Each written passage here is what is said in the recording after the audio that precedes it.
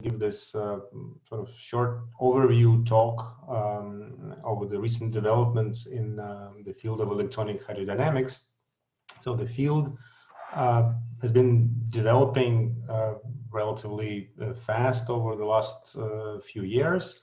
And there's been a number of theoretical and mostly experimental developments, which I sort of would like to overview altogether.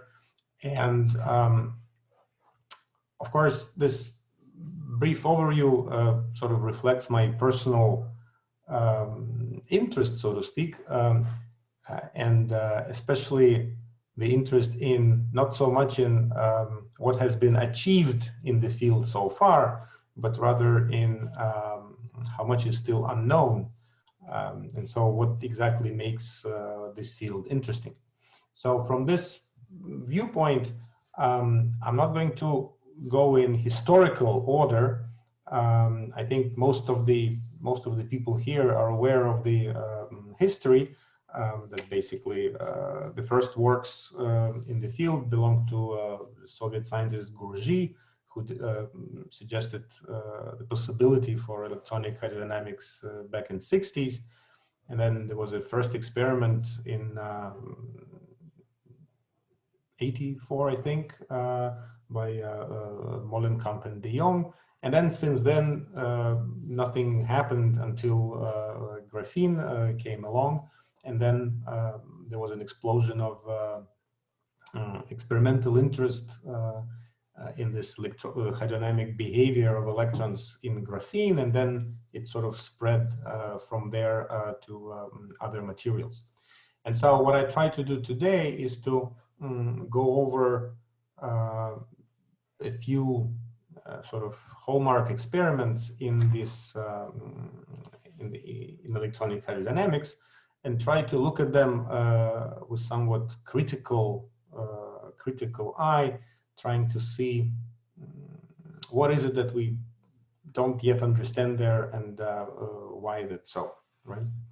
So with this, let me go to the first set of experiments, and these are basically about measurements of non-local resistance. So non-local resistance is an experimental tool which prior to hydrodynamics has been used in many other fields, and mostly in sort of mesoscopic systems where electrons behave ballistically.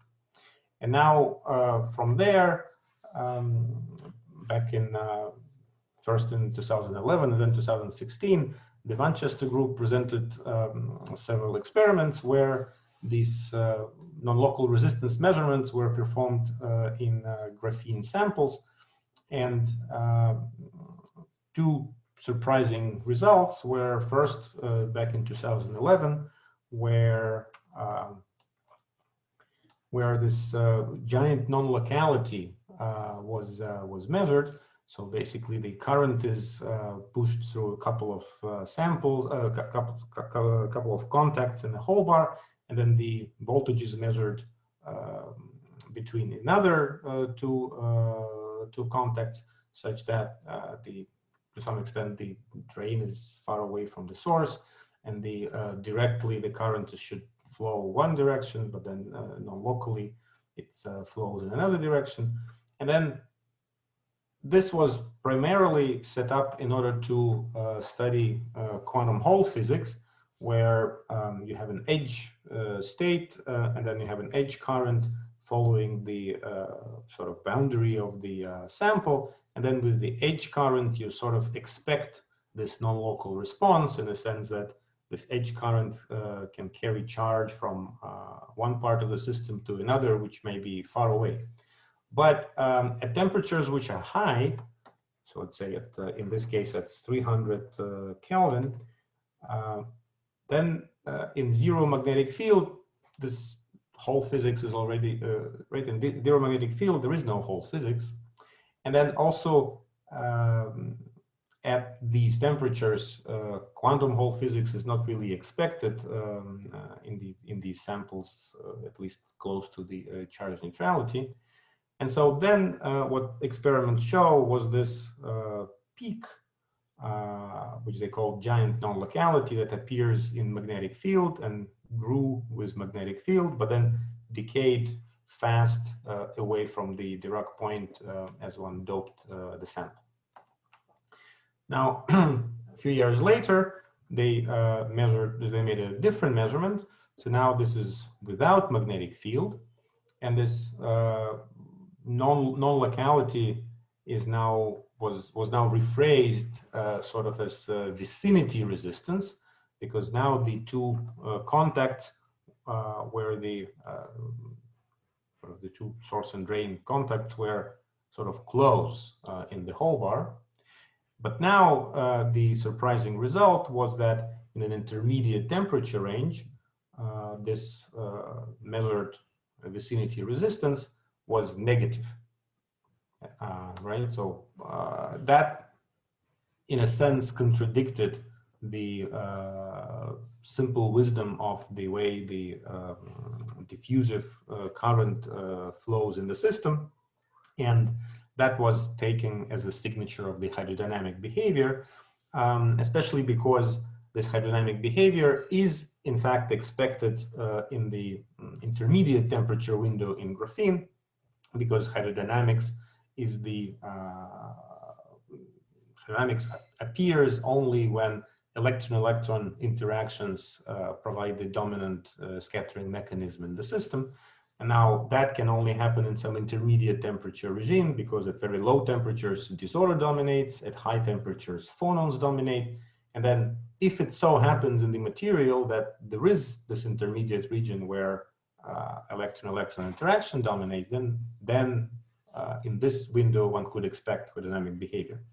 And then from these measurements, it appeared that graphene is in fact such a material. And so here, in this intermediate temperature regime, one could observe this negative vicinity resistance. So this negative vicinity resistance was explained originally by saying that viscous fluid flows through a sample somewhat differently from the usual ohmic flow. So the ohmic current simply flows from source to drain. And then if your sample has some significant width, then the current does spread a little bit away from this straight line between source and drain. However, there is a well-known from the days of mesoscopic physics, there is a well-known theorem, you could say, due to the van der Poel-Glavish, I think, although I'm not sure I pronounce it right. And so this this theorem basically says that the signal should decay exponentially away from the should decay exponentially away from the this main expected trajectory. Now, in the viscous fluid, situation changes. So now, because the velocity on each of these lines, so these white lines, they show the direction of the flow, and so velocity in each of these lines is slightly different, and therefore viscosity starts working and exerting this viscous force on these electrons, and that in a confined geometry leads to appearance of vortices.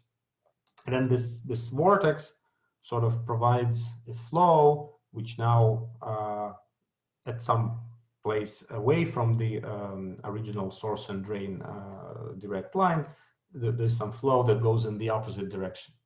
And so if you start now, put your contact somewhere where this flow goes in the opposite direction and measure the this non-local resistance, then you will find the negative value, and that's how originally this experiment was explained.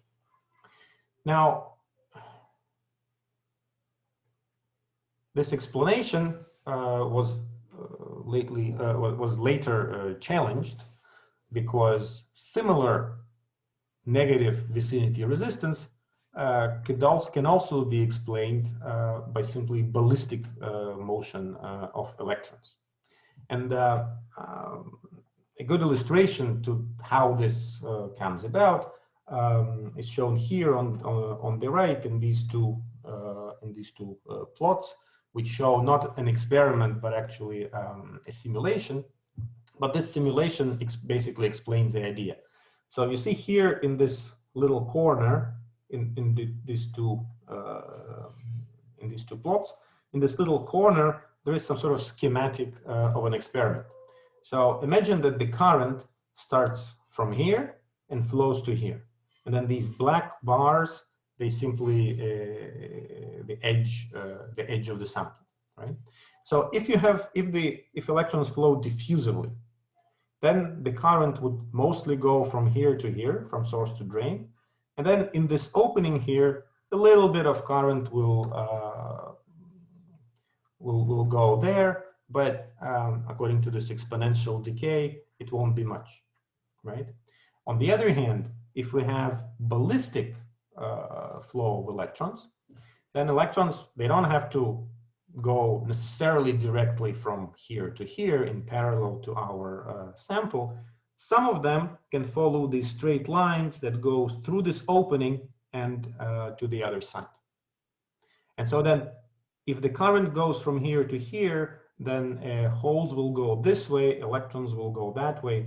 And so if in this ballistic situation, we now measure the voltage in this other part of the sample, then the sign will be opposite, right? And so this this colored scheme shows basically this result, with the colors being inverted depending on if you have a ballistic simulation or diffusive simulation. And of course, in this case, ballistic or diffusive simply depends on whether your mean free pass is too small or too large compared to the system size. Similar effect was actually then observed in a graphene experiment, where at lower temperatures one could also measure this negative vicinity resistance. However, the difference between this ballistic regime and the hydrodynamic regime was now distinguished by observing the temperature dependence. So the temperature dependence in the hydrodynamic regime is here at higher temperatures. So the experimental curves are on the left and some calculation is on the right. And so this calculation shows that the vicinity resistance gets smaller in absolute value, and so growing, but smaller in absolute value in the hydrodynamic regime with increase of temperature, and showing the opposite temperature dependence in the ballistic regime, with this minimum here somehow being the boundary border between the two regimes. Now, if you take, so now I have to advertise the work of my student. So if you actually take hydrodynamic equations and try to simulate them in a hole bar, then you see, of course, exactly the same as what I just said. So if you have a diffusive, sample, then current flows from source to drain. There are some streamlines of the current even far away from the sample, but the signal here is exponentially small. The sign of the signal remains the same through the whole length of the sample, even though here it's exponentially small and you can't measure it. But if you turn on viscosity, situation changes. Then you do have appearance of vortices. And unlike the previous calculations, if you make the sample long enough, then you will have multiple vortices appearing in your sample. And moreover, these multiple vortices will have their vorticity sort of alternating direction. Therefore, the sign of the voltage induced along this hole bar will also alternate.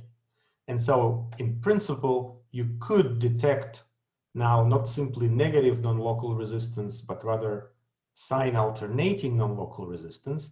And then if that happens, then this could provide a distinction between the ballistic and hydrodynamic behavior, because it's now hard, this alternate change of sign is now harder to explain with the ballistic flow of electrons. Now, at the same time, right? So this plot only shows this color only shows the sign of the voltage. The signal still decays exponentially far away from the source and drain, and therefore, if here the signal is small, then here the signal is yet smaller. But and so therefore, at best, you can hope to observe a second vortex, and then the third vortex far away will already be the signal will already be too small to be detected. Now, this is all very interesting. However, here the sort of the mechanism of this non-locality is sort of a bulk mechanism, right? Because we're solving hydrodynamic equations in the whole system. Now, very recently this year, a new experiment appeared that challenged this whole viewpoint, and so this is a measurement that was done in Weizmann Institute in Zeldov group. It's still unpublished, so therefore I don't have any nice pictures. But very recently there was a talk at our hydrotonics conference organized by Karlsruhe a month ago or so, and so therefore I imagine I'm allowed to mention the existence of this experiment. And so what this experiment says is that in most finite size, in most small size samples, in particular in graphene, necessarily you would have extra disorder or extra charges accumulated at the edge of the sample. So this can happen by three different reasons. One reason being simply the band bending. So if you imagine calculating the band theory, then you typically do it in an infinite sample.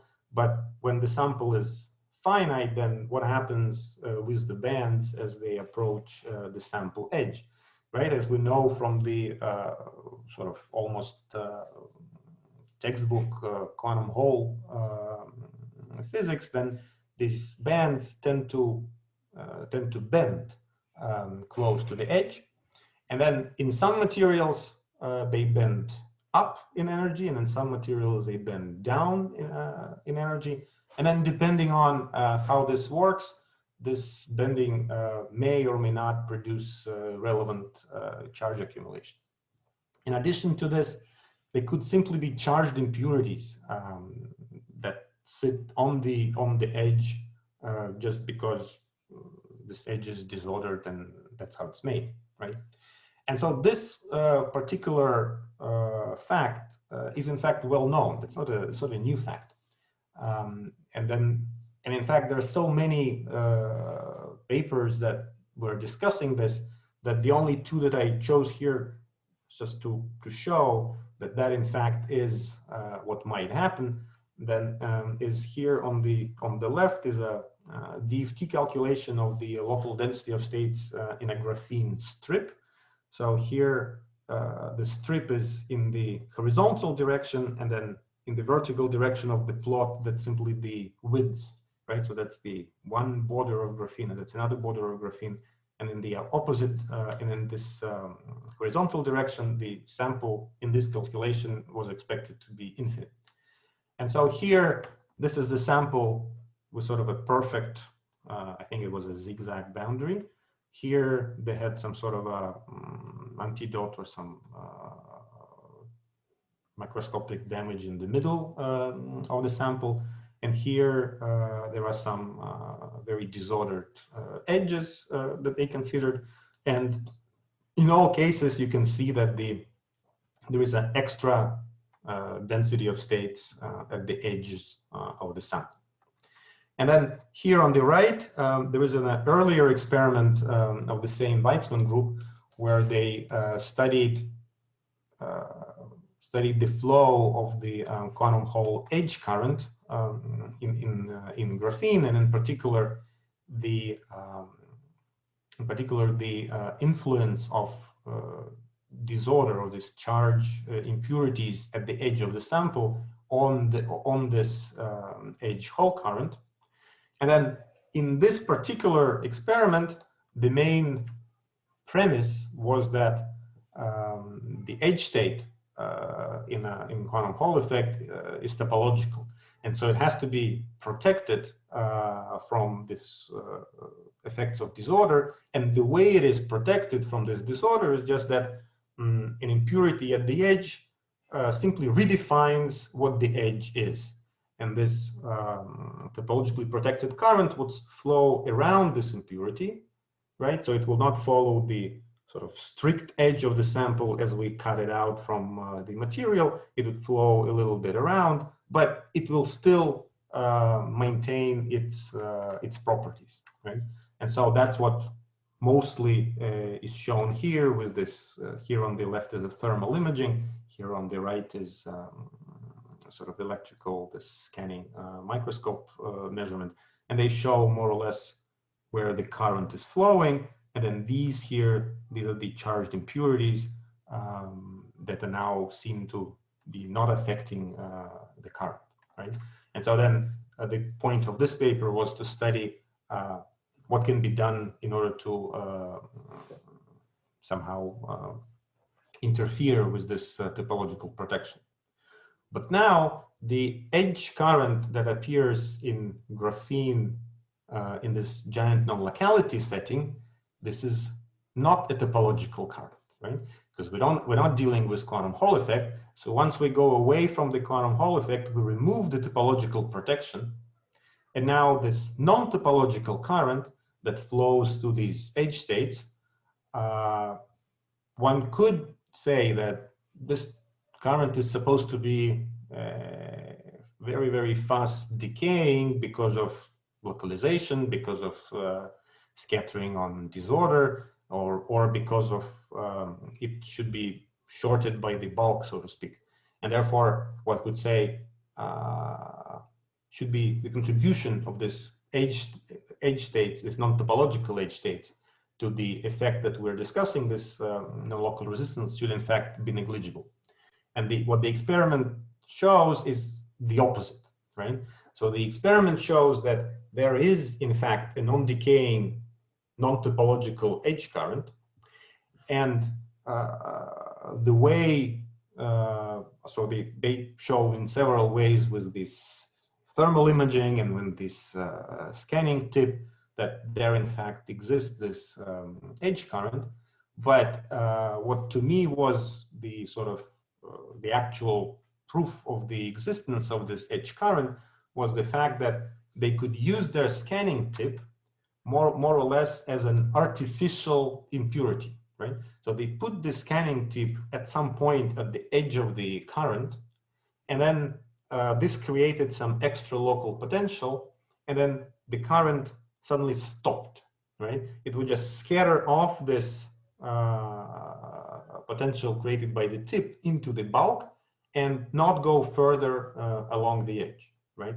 So the fact that you could actually stop this edge current by placing an artificial impurity, that to me is the most convincing evidence that in fact there is this edge current carried by these extra states at the edge. So the results of these experiments, they were also fairly surprisingly, they were sort of confirmed, or they were illustrated by a simple classical model where one imagines sort of a rectangular sample such that the bulk is characterized by some conductivity, but then the edge, some sort of thin edge region, is characterized by a different conductivity, right? such that this conductivity of the edge can be related to the bulk by the ratio of the width. So this big W is the width of the sample, the little w is the sort of width of this edge channel, and then with some parameter which should be phenomenological in this model, right? And then once you set up these two conductivities in your sample, then you can just use solve the continuity equation and the linear response equations, and you model the current, and then you see that indeed that in this system, in this model, once this edge becomes better conducting, that's where the current is flowing. It's flowing where it's easier to flow, and then more or less you can within this model you can reproduce all the experimental findings, even though this model is so simple that in fact it can't be correct, because in this particular experiment everything is clean, right? The system is clean, so the mean free path is very long, so it's not very clear why can you use the conductivity to describe the system, right? So because you would expect that Ohm's law is not a good representation of ballistic motion, but nevertheless, that's the result of that experiment, which I imagine will be published shortly. But by some reason they didn't put a preprint on the archive, so I can only repeat what I remember from the conference, right?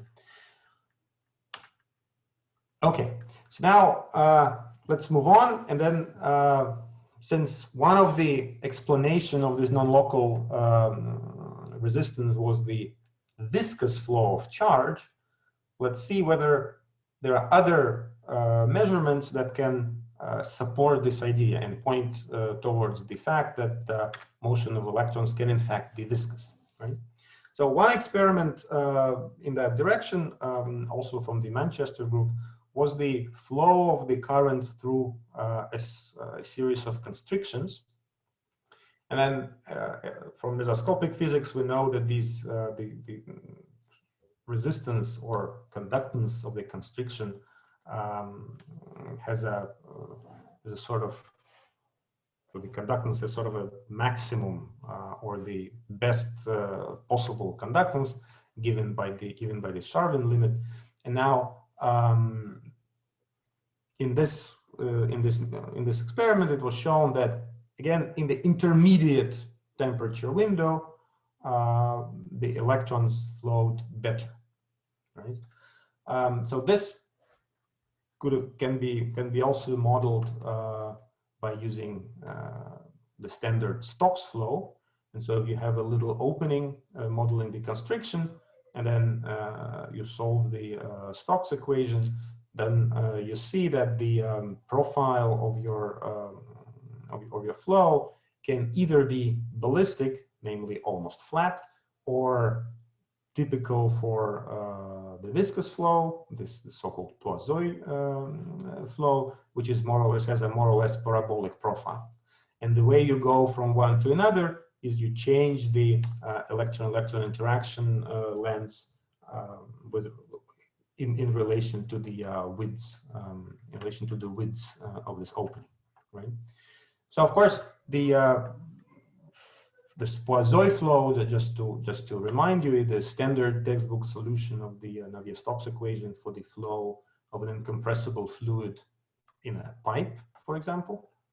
And then if you solve this now not in a empty pipe, but you put some obstacles in your system in random places of different shapes, then this flow tends to flow around those obstacles, right? That's the hallmark of this viscosity. They don't want to head-on hit the obstacle and scatter off it.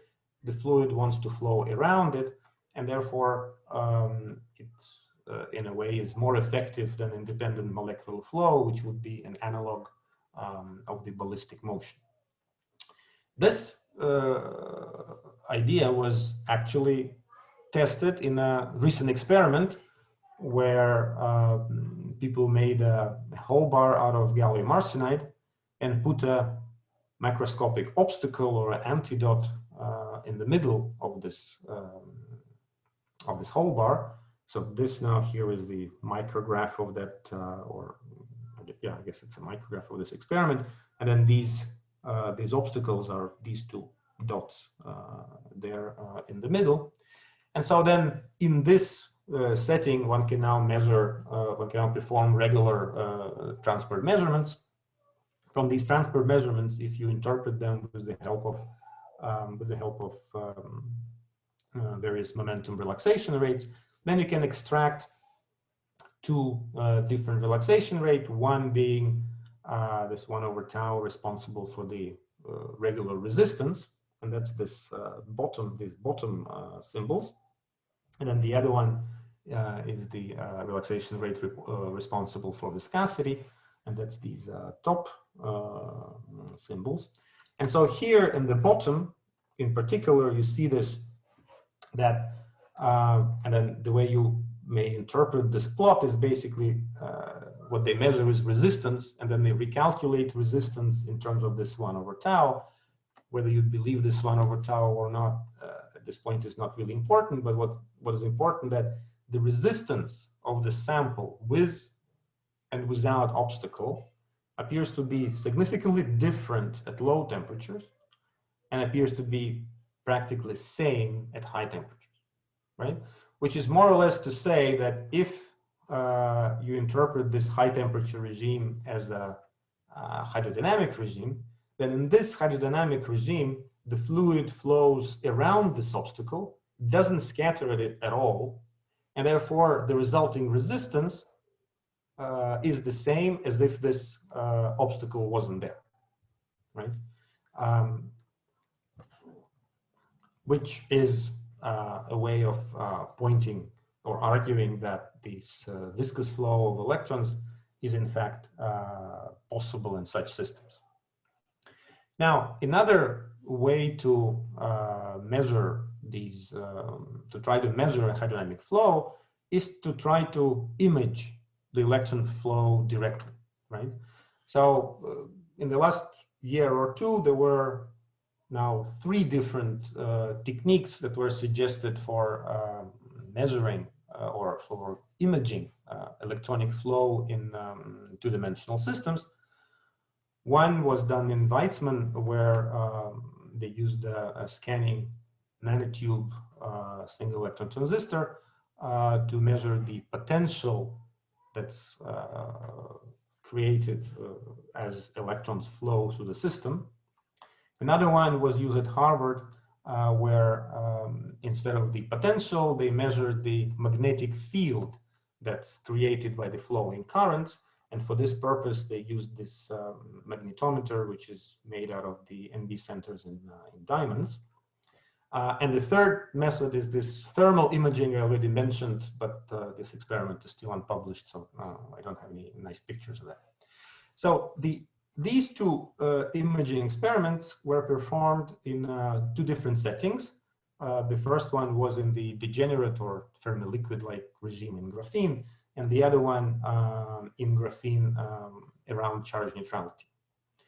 And the results or the interpretation of the measured data was also somewhat different. So in the first case, this experiment was focused on understanding the difference between the ballistic and hydrodynamic motion of electrons. And here it was argued that simply by measuring electric current profile, namely that Poiseuille flow that we were talking about, that would not be a good distinction between the 2 types of flow, because also in the ballistic case, right? So unlike the calculation here, where in ballistic regime, the flow through constriction shows you a completely flat profile, which is opposed to this curved parabolic Poiseuille profile.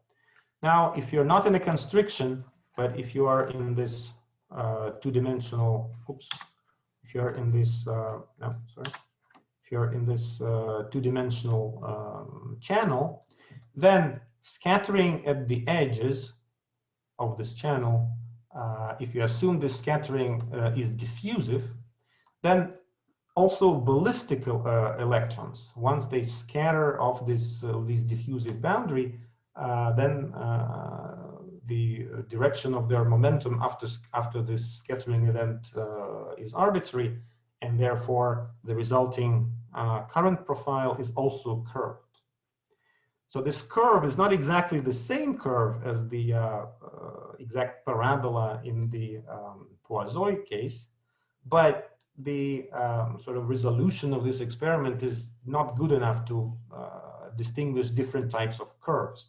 They can distinguish a flat from a curve, right? And so in that respect, they had to apply a perpendicular magnetic field and then measure the Hall field that's induced in this in the sample. And then it appears that for a ballistic system, the Hall field in the bulk is mostly flat, whereas in the hydrodynamic case, it is still curved. And this is how they managed to distinguish ballistic and hydrodynamic behavior, right? Now, here in this experiment in Harvard, close to charge neutrality, they were not bothered so much by the difference between the hydrodynamic and ballistic behavior, right?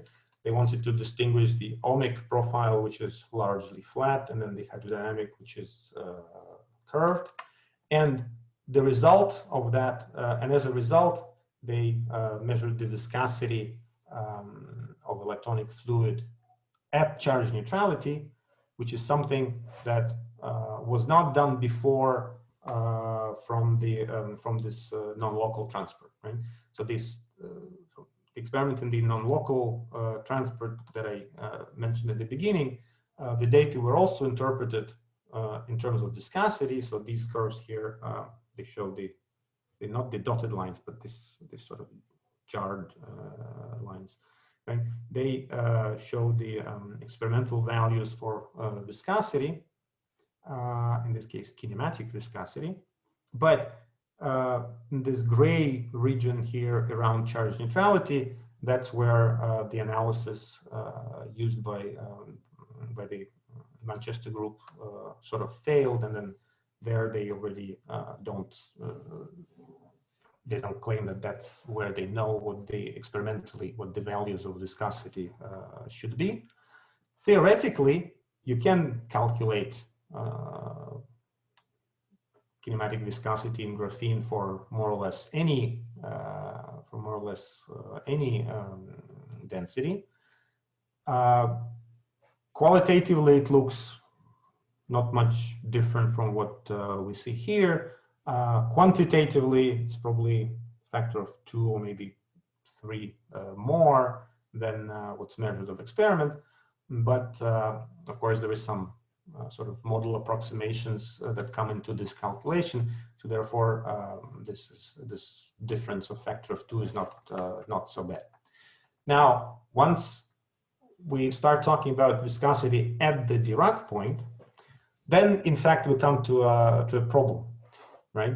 So the problem is that within the hydrodynamic description of electronic flow, we write the Navier-Stokes equation on the hydrodynamic velocity u, and then the electric current is expressed as the charge density times u plus the dissipative correction. Now this n, the charge density, is 0 at the Dirac point, and therefore the electric current is not supposed to exhibit any hydrodynamic features, and it's not supposed to exhibit the Poisson flow profile, right? Now, the only possibility how could that happen in the experiment is the following, that this hydrodynamic velocity in graphene represents not really the electric current, but rather the energy current. At the Dirac point, the energy current and the electric current are completely decoupled. But once you apply the magnetic field, then they are coupled again. And so in the magnetic field, it could be possible, although as far as I know, nobody made this calculation, but it could be possible, although again, nobody made this calculation. I'm not sure that it in fact would work, but again, it could be possible that this Poisson profile of the energy current somehow seeps through and then shows up in the electrical current, right? So therefore, the viscosity at charge neutrality, so theoretically you can calculate the value, right? So the shear viscosity was calculated back in 2009, and then kinematic viscosity, you just take the shear viscosity divided by enthalpy density, which is more or less some power of temperature at the Dirac point, and then there's your value. So the value that is claimed to have been extracted from the experiment does correspond roughly to what was calculated, right? So this black line here is more or less this calculation here, and then the dots are the way the data was interpreted. But there are big questions remain as to whether in fact it was interpreted correctly and whether in fact they did observe sort of hydrodynamic behavior of charge carriers at the Dirac point. Now, as I said, in graphene, charge and energy decouple at the Dirac point, and therefore it wouldn't be surprising that the Wiedemann-Franz law, namely the universal value of the ratio of thermal and electrical conductivity, should be violated, right? So if the charge and energy fluctuations decouple, and then especially if they now scatter or relax by different scattering mechanisms, then this difference of the scattering mechanism would lead to violation of the Wiedemann-Franz law. And that's in fact was observed in graphene by the Harvard group back in 2016. So here you see the this Lorentz number, or rather its ratio of the measured Lorentz number to the universal sort of Sommerfeld value of it.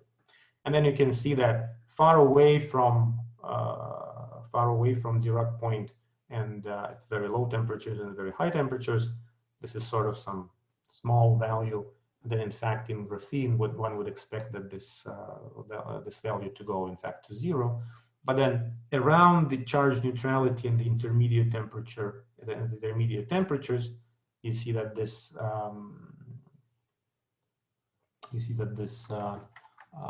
Lorentz number becomes large. Now, as I said, that can be understood by saying that in graphene, energy current is proportional to momentum, and it's in the absence of impurities, it's conserved, and so it's only scattered by weak disorder, and therefore thermal conductivity is anomalously large, whereas the electric current is scattered by electron-electron interaction and has normal sort of resistance values. Therefore, that's how you get this very large Lorentz number. Now, the experiments on Wiedemann-Franz law were then performed on a couple of topological materials. And here, the statement was that, again, in the hydrodynamic regime, one observed strong violations of the Wiedemann-Franz law. But here, this hydrodynamic regime was now expected to be at low temperatures rather than high temperatures. And here, this low temperature regime, the Lorentz number is actually very low as opposed to high in graphene, right? So now this again was interpreted from sort of separation between the charge and energy degrees of freedom, but the precise scattering mechanism that leads to this very small Lorentz number in these materials is still unknown. Okay, now that the time is slowly running out, let me quickly mention another experiment in the about this Wiedemann-Franz law, which was done recently in Berkeley in the vanadium dioxide. So vanadium dioxide is a very well-studied material. It's sort of a prototype, strongly correlated system, which has a metal insulated transition at more or less 341 Kelvin. So this material has a huge history. Even Mott himself was predicting the metal insulated transition in this material. But now here in this experiment, what they did, they took a nanowire made of the vanadium dioxide, and they irradiated it with helium atoms so that to produce disorder. And then they measured the thermal and electrical conductivity and found the Lorentz number. And then what this plot shows is that with increasing irradiation, namely with increasing disorder, the Lorentz number grows from initially small values or relatively small values in this strongly correlated metal back towards unity, so back towards the normal usual metal values. Okay? So here again you could say that initially energy and charge are scattered differently, but then once you introduce strong disorder, then this disorder takes over, dominates the scattering of both, and this produces the regular values of the Lorentz number. Now, the only thing I want to say about this experiment is that unlike graphene, right, this is a three-dimensional material with complicated band structure, right? There's no notion of Dirac fermions there. So it's unlikely that you could say that in this material, one of these currents, either energy or charge current, are in fact proportional to some conserved quantity like momentum, and therefore some simple explanation of these effects is actually lacking at this point. Now, finally, what I want to mention is that, so these were more or less the experiments that I want to discuss, and they already paint a very interesting picture of what happens in these relatively high temperature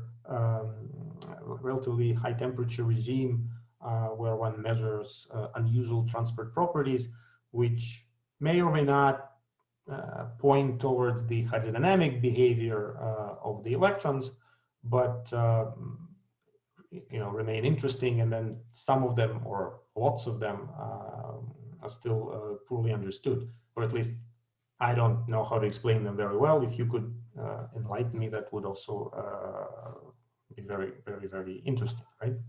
But the other thing that I have to mention is that hydrodynamics has been conjectured to explain the behavior of strongly correlated systems, and in particular the ones that happens in the so-called strange or bad metals, right?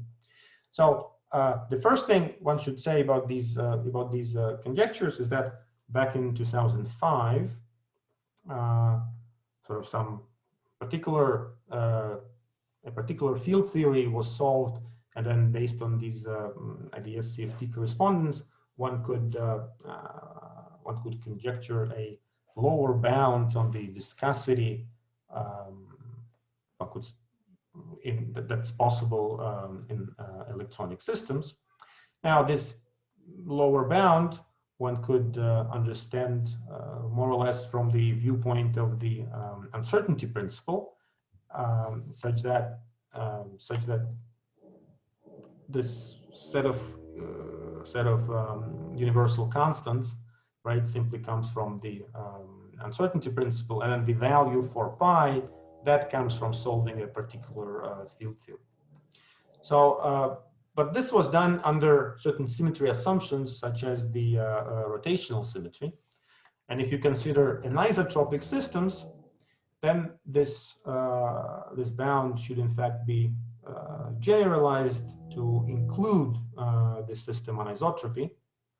But even in that case, once you include the system anisotropy, then there is still the idea of that bound, and the idea that this bound provides us with better understanding of the strengths of the interactions in the systems. And moreover, in some cases, this bound should explain to us what we should expect for the resulting transport properties. So in particular, in metals where you can not define quasi-particles well, you could again use the, let's say, uncertainty principle to formulate a bound on the diffusion constant. And then if you say that in a strongly correlated system, there is no small parameter, and therefore this bound should be saturated, then once you take this not as inequality, but as equality, then you immediately produce linear resistance. And this linear resistance is something that's is very common in, that should be, that's a typo here. It shouldn't be anisotropic direct systems at all. So in fact, that is the that is a sort of a that was the paper that pointed towards universality of the linear resistance in a large family or several families of different types of materials, right? Where in most of them resistance was measured to be linear in temperature and eventually violate the Joffre-Regel limit. And then the sort of simplicity of this bound would be an attractive explanation for this universal linear behavior, but this obviously remains a conjecture and sort of, you know, provides a interesting motivation for future work, but at this point, I don't think we can take it as a sort of the answer to this puzzle of linear resistance. The other side of these conjectures is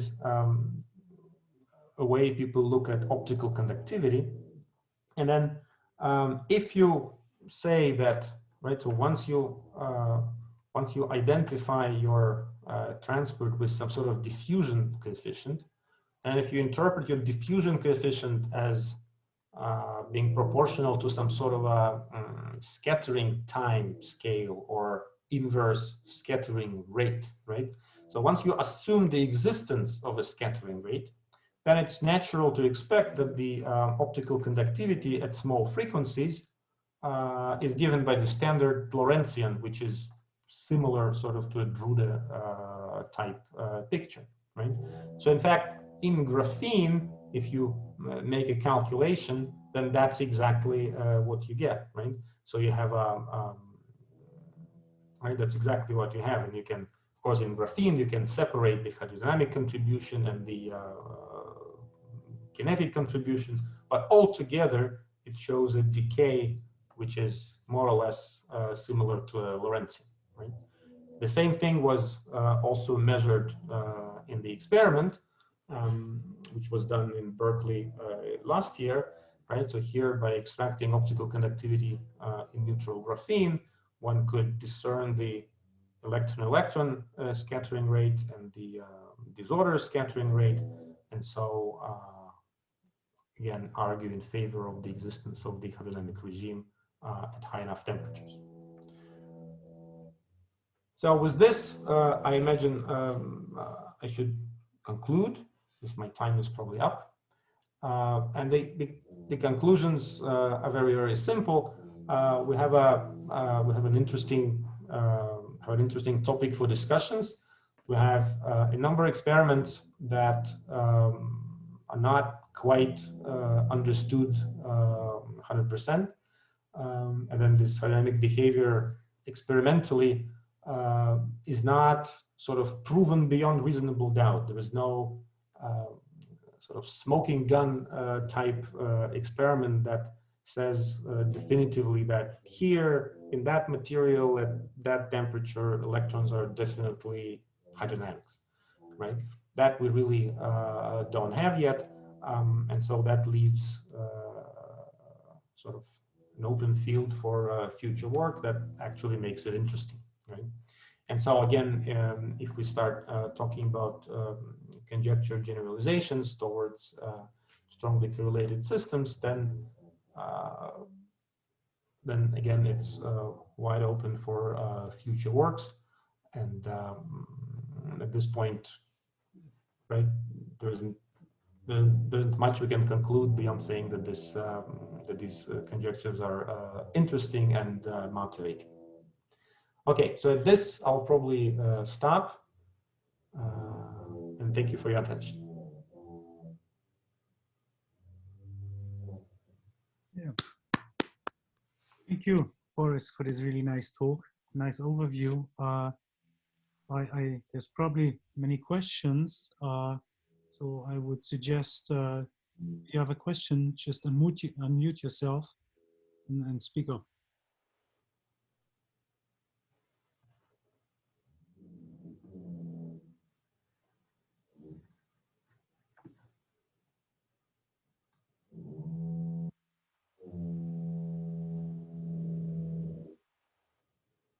So maybe let me ask a first one then. So I was wondering, you mentioned here with the experimental puzzles, the low Lorentz numbers.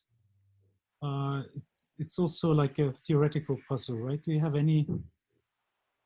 By puzzle, I mean that is an observation that we didn't explain, right? Is there any theory on the market for that? I don't know. Okay. I mean, it's very counterintuitive. Well, it sort of says that you have a material where current, a charge is being conducted better than heat. So this is right in graphene. It's the opposite. Heat is being conducted better. Okay. Further questions.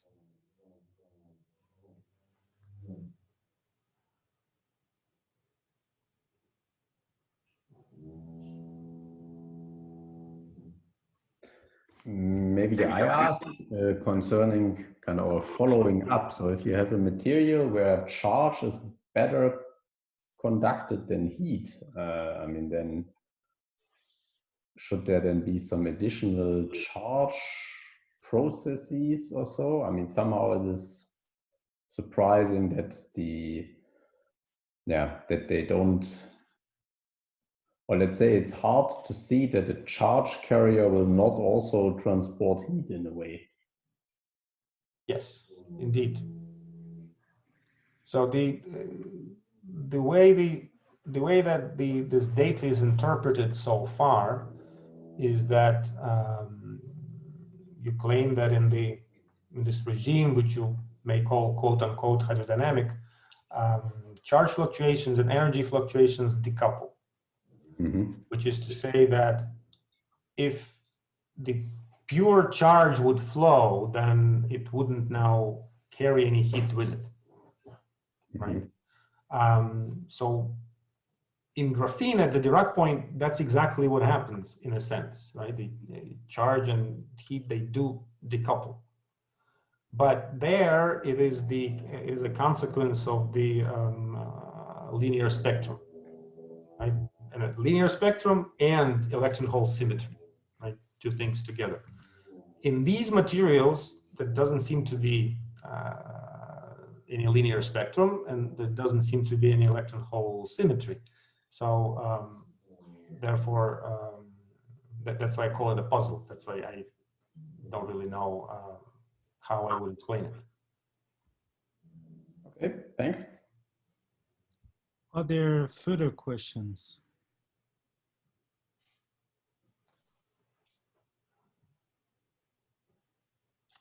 May I ask a question?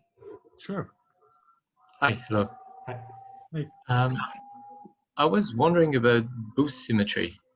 To what extent is it reasonable to assume some kind of boost symmetry, whether Galilean or Lorentzian, in strongly correlated systems?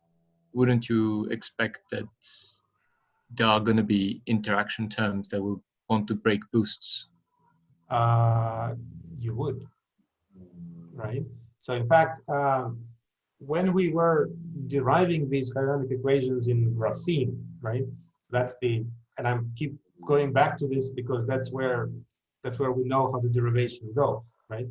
So there, the actual need for the derivation was that the electronic system is neither Galilean nor Lorentz invariant, right?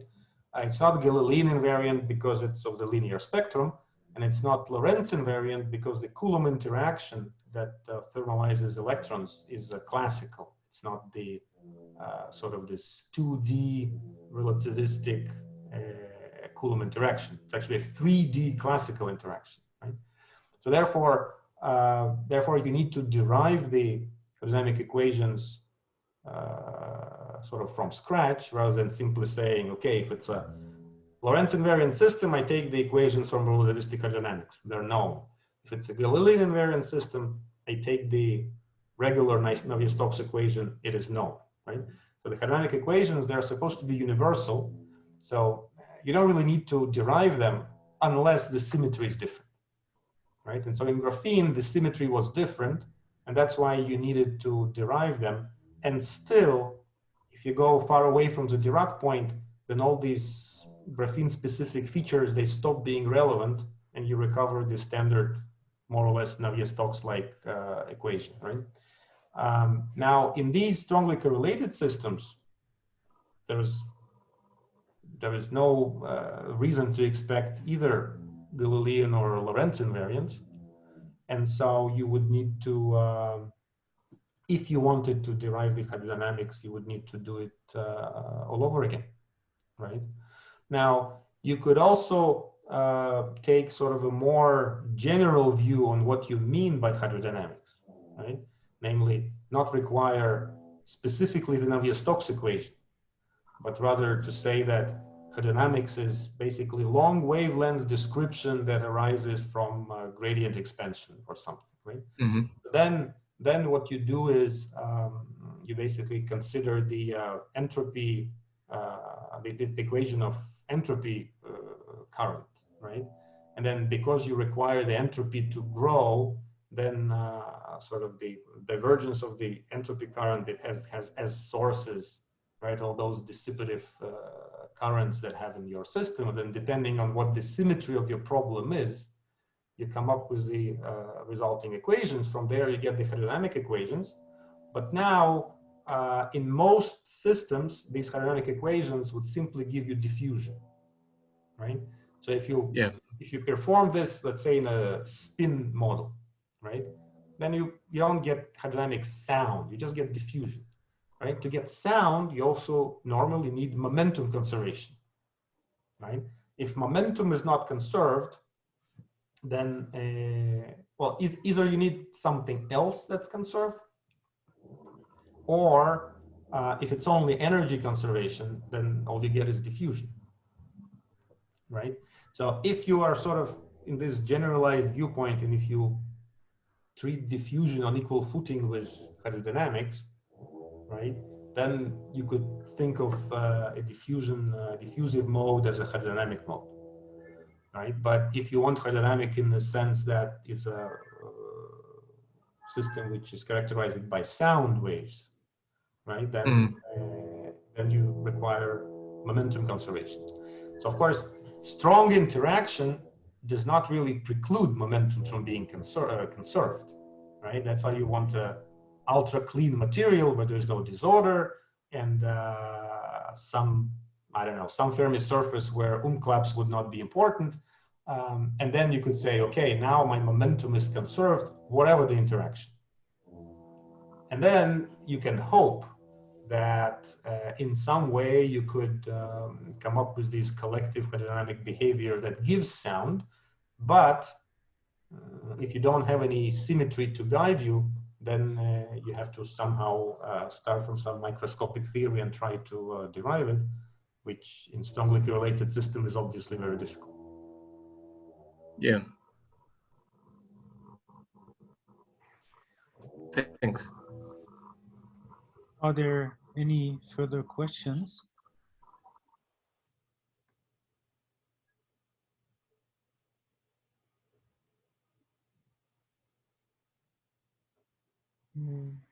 Well, I don't see any. I don't hear anybody. So let me first thank Boris again for the very nice talk. Is that a question?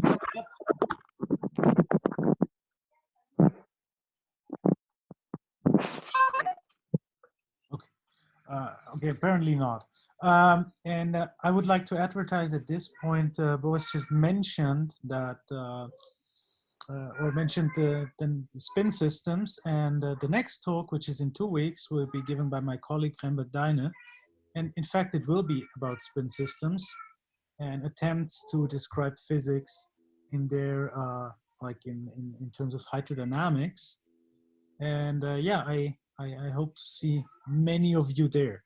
So for the moment, I will stop the recording, and I will put the recording on the website that you probably saw. And also on this website, you will find information about the next talk. So I hope to see as many people in 2 weeks as I did today. And yeah, thank everybody for their participation. Also, I should mention, I'm very interested in contributions. And so please let me know if you want to contribute yourself.